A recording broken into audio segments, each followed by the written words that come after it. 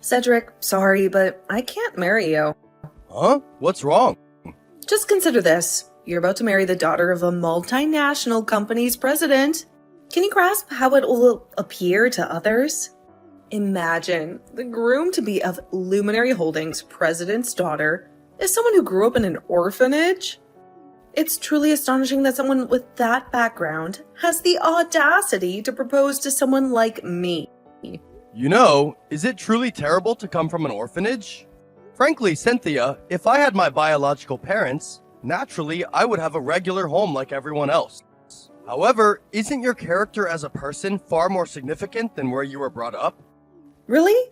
So it's because of delusional thinking like that? Which made you think that someone like you could be with someone like me? I mean, I see how you can think that we were raised in different worlds, sure. But I really don't think it's something that is a really big deal. At the very least, not something that someone should be worried about. Not something to worry about? This entire situation feels bizarre and odd to anyone who approaches it logically. You tricked me! You were attractive, intelligent, and held a high-ranking position in a reputable company. But who would ever guess that you were raised in an orphanage? It's quite embarrassing that I actually accepted a proposal from someone like you.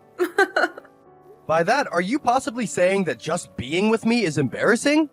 That's exactly what I'm saying. Cynthia, you're saying some pretty cruel things, you know? Are you saying that it's so bad that you don't even want to get married anymore?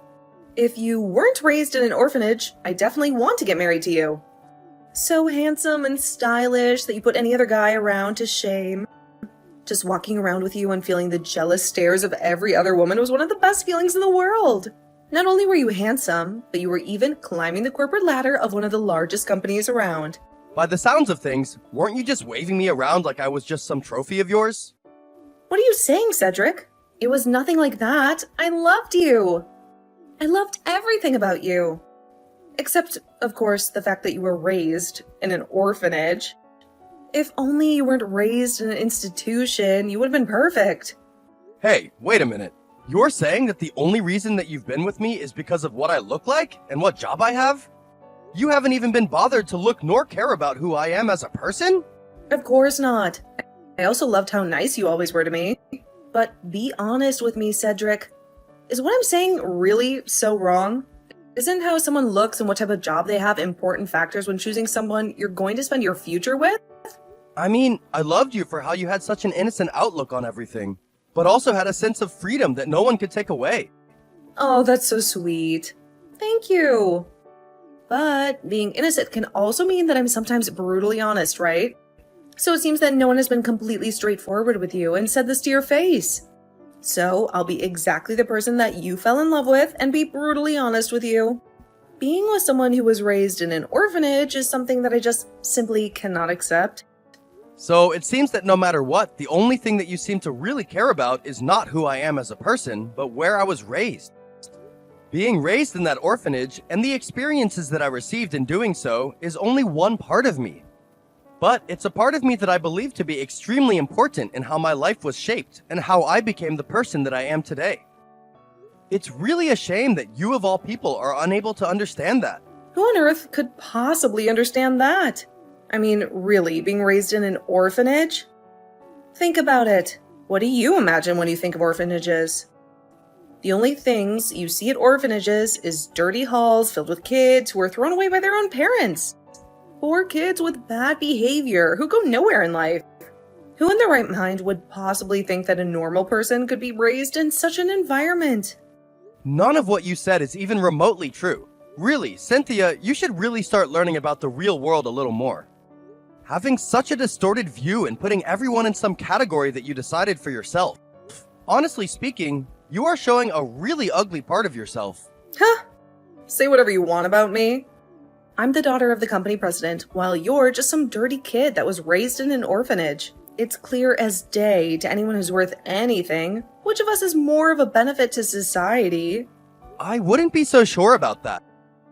There are tons of people who don't look at the world through such a biased lens. People who truly care for who you are, not where you were raised.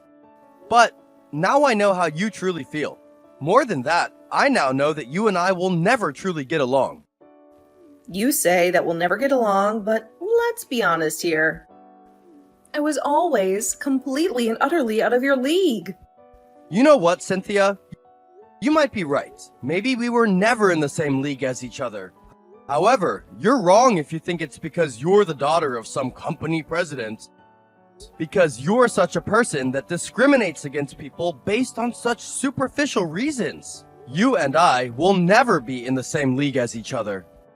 Wow, really? Don't be acting like some impertinent little child. Show some proper respect to your better half and stop getting carried away just because you were raised in an institution. This whole time, you've been making the case that people should feel bad for you just because you don't have any parents. Even though you've been raised as some beggar, getting by on everyone else's goodwill. Cynthia, where did you learn such a twisted point of view? Seriously, even if I did live a life where I had begged to make a living, what's wrong with someone who's doing whatever they can in order to survive until the next day? Hearing you say all of this, it only makes me realize that you have such a narrow and flawed way of thinking. Now, Cedric, that's only your pride talking. Many people see things the same exact way I do. Someone who was just raised in an institution for abandoned children like yourself is just that despicable. You're embarrassed? I'm the one who chose to try and get married to someone whose biases and mindset are so distorted. I'm embarrassed for not being able to see who you truly are. If you're someone who thinks those things about other human beings, why is it that you didn't say so sooner? Obviously, it's because I never knew that you were an orphan until after I accepted your proposal. When I found out what you actually were, I decided to try and see if the other near-perfect parts of you could balance everything out. I was debating with myself the whole time whether I should keep you or throw you away like your parents did. You know, boys are basically just like accessories anyway. If you can't show them off in public, they're worthless. However, I've come to the conclusion that I just can't stand the embarrassment of being with a man who was raised as an orphan. Well, that's great to hear. You're free to think of me in any way that you want, and frankly, I don't care. But it really pisses me off that you seem to look down on all orphans as well as the great people, like my stepbrother, who treat them as family. Haha, seem to look down on them? What are you talking about? Of course I look down on them. They're nothing compared to me. Have we not been having the same conversation? I'll say it one more time, hopefully clear enough for you to understand. Just being with a lowly, disgusting orphan is enough to make me die of embarrassment. Do you understand what I'm saying, Cedric? Being with an orphan like you is just too much. Cynthia, that way of thinking is something I will never in a million years even begin to comprehend. You are the lowest type of scum society has to offer. Say whatever you want to. Scream to the high heavens for all I care. Just don't get the wrong idea. Some stray dog crying classism isn't enough to make me think twice. Well, anyway, I'll go ahead and cancel the wedding ceremony, okay? Yeah, if you could do that for me, I would truly appreciate it. I'm so glad that I was able to see your true colors before we actually got married. Huh, Cedric, you're stealing my line. I'm glad that my family name wasn't tarnished by having some vile orphan sneakily marry his way into it. Oh, but would you even be able to pay for half of the cancellation fee of the ceremony? I would feel bad getting some poor lowly orphan to pay for such an expensive fee. I've earned each and every penny that I have, more than I can say about you. But if paying the cancellation fee means that I don't have to get married to someone like you, the cancellation fee is something that I'd be happy to pay 10 times over. But don't you dare make light of the work that I've put into making my life what it is now. You mean the money that you've been begging your whole life for in order to get? Maybe I too should start relying on the sympathy of others in order to get ahead in life, huh? Oh my, so very despicable. How dare you? I have not begged for a single thing in my life. My father is going to be gravely disappointed to hear this, but I'm going to tell him about how the wedding is canceled. Be sure to do that for me. Nevertheless, it's amazing that there is someone who'd even want an adoptive child who was raised in an orphanage. Could it be that he's your sugar daddy? That's enough out of you. My father is nothing like that. He is, and always will be, a good man. You've been making fun of the people to which I'm closest to, having no regard for them as human beings. Not even just that, you've even reduced yourself to blatantly insulting them. If you continue to insult my family any further, I will never forgive you. Oh no, woe is me. My now ex-fiancé won't forgive me for poking a little fun at his family. Whatever am I going to do? Could it be that, oh no, he might return to his roots and start begging? Oh, I can only imagine the things that he would resort to begging for. Could it be something like, oh please, dear sweet Cynthia, please bless me with some food so that I don't have to starve? Oh no, I'm so scared. Well, when you do start to beg, I'm not going to be giving you anything anyway. So that's how you want to play it then, Cynthia? Fine. I get it. I now know exactly the type of cruel person that you are. All the nasty things that you've been saying about my beloved family, my roots at the orphanage, and even the great man who decided to become my father, I'll make sure that you regret all of it. I'll make you pay, Cynthia, for everything that you've said today. Cedric, are you there? There's something that I have to talk with you about immediately. There is something that I have to confirm with you. Something major has happened. Please, Cedric, talk to me. What do you want? I'm in the middle of work. What is there that you could possibly want? Cedric, there's something I need to confirm with you right away. I already asked. What do you want? I'm busy, so hurry up and spill it. Cedric, you're working for the Hyperion Group's main office, right? Are you meaning to tell me that even though you're that young, you're the head of your department? Department head? Do you even know anything about me? I've already been promoted out of being the department head. I'm the executive director. It's not like it has any relation to you though, so why am I even telling you this? But get to the point. What do you want? Wait, what? You're the executive director? Are you being serious right now, Cedric? Cedric, you do know that my parents' company is called Luminary Holdings, right? Yeah, of course I know about that. How could I not, with how much you're always bragging about being the daughter of the president of Luminary Holdings? So, I think you know about my family's Luminary company, but recently there's been something bad that's happened between Luminary and Hyperion. It seems that Hyperion has cut the contract that it had with my parents' company. It's become this huge mess at the company. Huh? So? It's not like I'm involved with you or your family anymore. Why should I care if your parents' company loses or keeps a contract? What do you mean you're not involved with my family anymore? I mean, you definitely have something to do with this, don't you? You're the executive director of the company, right? You have to know what's going on. You're angry about the cancellation of the wedding, so you had the company cut the contract, didn't you? You're making quite a big mistake now, aren't you, Cynthia? It's actually kind of laughable. I mean, sure, I was the one who ultimately gave the order to cut the contract with Luminary Holdings. But as for the reason, it definitely wasn't because you had decided to ultimately cancel the wedding. Why would you even think I'd be so petty as to make such a decision over something like that? What? Then why would you do something like this, Cedric? The Luminary company is in real hot water now that the contract was nullified. What do you think we're to do? For some reason, news got out that the contract with Hyperion was cut. Now other big contracts are trying to pull out of the company. If so many big companies pull out at once, there will be little chance for Luminary to recover. If it continues like this, Luminary is sure to fall into bankruptcy. Ah, is that so? Well then, it's probably best for you as the prized daughter of the Luminary company to go to the company and start trying to help out. And I'll let you know the reason to which I gave the order to actually end the contract with Luminary. It's simply because you've been making a fool out of the people that I hold most dear in my life. What? You're doing all of this, tearing down my family's company, ruining our lives, just because I did something as small as that? Something as small as that? You make me sick. To you, it might not be such a big deal to say those horrible things about the people that I care about. But to me, it's something that was completely unforgivable. Also, more than anything else, this might be a good experience for you. Losing all the things you've been flaunting in people's faces, maybe you'll truly start to understand the gravity of the cruel things you've been saying. Isn't that just great karmic justice? Cedric, this isn't some joke. Please, I'm begging you. Bring the deal back with Hyperion. If you restart the contract, I'll even allow you to go through with the wedding like we originally planned. Cynthia, stop making me laugh. What are you talking about here? I'd be begging not to marry someone who is as vile and heartless as you. Your whole existence was a stain on my life.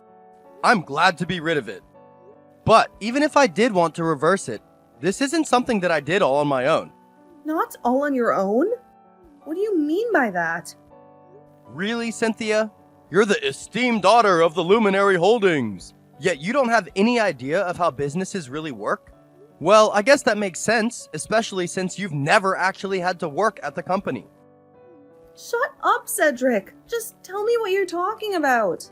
Before ultimately giving the order to cut the contract, I had set up meetings and received ample approval. I mean, this is beyond obvious to anyone who knows anything about how a company works. Having the whole of the Hyperion organization cut ties with Luminary Holdings is a pretty big-scale operation on its own. Wait, what are you getting at? Cut to the chase. The company's president had given me his explicit approval on the cancellation of the contract between Luminary Holdings and Hyperion. The company's president? Now you're just making no sense. You're the one who just told me to cut to the chase. I'm just giving you what you wanted. But, to put it simply, this situation isn't something that I had decided on my own. Or more simply, I wasn't the only one who had pushed for the cancellation of the contract between Hyperion and Luminary Holdings. In the end, it was the company president of Hyperion who had given me permission to order the cancellation of the contract. What? The president gave you the permission to cancel the contract? But why? Why would he do something like that? Luminary Holdings and Hyperion have had a contract going back at least 10 years. Why would he give permission to cut ties just like that? Well, it might have something to do with how he feels about being made into a fool for trying to raise and adopt a child as his own. It really does sound like him, not being able to hold back his anger, lashing out at the people who had decided to talk ill of him and his family. Huh? You can't possibly mean... No. Are you telling me that the adoptive father that you were talking about before, the one that you wanted to meet and have a private chat with, he was the president of the Hyperion company? That your stepfather is the president? In not so many words, yes, my father is the president of the company. He's been particularly kind to me ever since I joined the company. He started to say that he wanted to have a successor to the company, which is when the whole conversation of being an adopted son had come into play. No, you can't be serious. You mean to say that I had abruptly canceled the wedding to the world-famous Hyperion company's son? That I'd been insulting the family of one of the world's biggest company presidents? Yeah, I guess you could say that. Also, I guess I should mention that the adoptive process is already finished. I've already entered the Hyperion family. It's too bad that you threw it all away for the sake of your own pride. Hey, Cedric, can I talk for a second? Huh? What do you want? Do you possibly think that we could do it over again? We can try again one more time? I know that you've been refusing to even think about it for a while, but could you think it over again? I'll give you time to really think it over. I'll let you take the lead on it. In turn, I'll think about what I can do to change, to make everything go the way it was, how it should have been. Really? How is it that you think you're gonna change then? What are you gonna do? The whole way of thinking about how orphanages aren't good things, about how they're beggars, and all those cruel things that I said earlier, I will think it over again. I'll change my way of thinking. I'll stop thinking about them in such a cruel way. I'll even start donating to orphanages and promoting them to other people in order for them to get better facilities. Please, Cedric. Is anything that I'm saying getting through to you? I'm really sorry for what I'd said, and I just want to make amends. I'm being sincere here. Please, just give me another chance. Well, it's better than the vile and incorrigible things that you've said earlier, but only because what you said before was the worst thing possible. But seriously, Cynthia, sincerely, please don't make me laugh. What you're saying now is simply just a roundabout way of saying, I want to marry the heir of the Hyperion company. Nothing more. Nothing about what you're even saying is remotely sincere. It's all just a lie to try and further your own agenda. It's nothing like that. It's also for my parents' company. There are many people that are employed by Luminary. I'm trying to save them and their livelihoods. What you're doing is going to destroy the lives of so many people. Is that what you want? Are you really that heartless? As I see, well, this is a pretty rare occasion for you, isn't it, Cynthia? You're not usually this honest with what you want to do. You even seem to have a somewhat logical reason for what you're doing. Obviously, I'm the daughter of the president of Luminary. As such, caring for the livelihood of my company's employees is something that I will do without question. All right, I understand. Then how about we do this? So, you're going to give me another chance? Huh? Please, just stop. I'm already trying to hold back my laughter from earlier. God, no, I'm not giving you another chance. Seriously, you just don't give up now, do you? Anyway, so when Luminary goes bankrupt and all of the company goes into restructuring, I'll make it so that all of the company's employees that were to be out of a job can come and work at Hyperion. What? No! It can't go like that. Why not? I don't see a problem here. Because, even if all of the employees are saved, me and my parents were still going to be out in the streets from bankruptcy. You don't have to hire some mindless, good-for-nothing employees. Please, just make it so that my parents can join Hyperion. No, more than that. Cedric, don't nullify the contract with my company. Again, you're revealing what you truly feel. It was never about your employees in the first place. It was all a facade in order to save yourself. Again, completely selfish. Not only that, you're calling your employees mindless and good for nothing. I'll be completely honest with you, Cynthia. You are truly blowing me away with how oblivious you can be. The deal is not going to be reestablished. That is something that I will simply not even put on the table. No, Cedric, please, I'm begging you. If it continues like this, the company will really go into bankruptcy. Everything will start crumbling down. My parents are furious with me and I don't know what to do. Please, Cedric, help me. I'm seriously begging you. Wait, is that what I think it is? Isn't that the begging that you so much despised? Look at what you've reduced yourself down to. I guess it would be nice if there were someone out there who would have cared enough to want to save you. Well, anyway, I'm really busy, so I'll just leave it at that. Goodbye, Cynthia, and have a nice day.